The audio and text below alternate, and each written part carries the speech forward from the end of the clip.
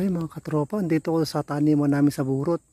Nagbulaklak na nga po pala yung aming superior seedless o sugrawan. Napakadaming bulaklak as in. Pero ang tanong, ito ba itutuloy sa pamumunga? Ay napakarami po. Inshallah, sana naman po ito magtuloy sa pamumunga. Pero inabot po ng tag-ulan. Napakapayat po ng tangkay niyan, unong kanyang canes. As in mga payat. Ay sobrang dami pala magbunga bulaklak nito. As in, napakadami. Napaka as in, kaso sana lang ay sobrang dami.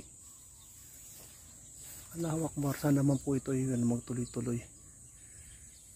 Sobrang dami po, kaso yung damon kapal. Naglagnat po yung ating kasama dito kaya hindi niya natrabaho. Grabe. Kapal. Ang kapal ng damo. As in. Po. Mamaya pag medyo humila, gumagad ng panahon maglilinis ako.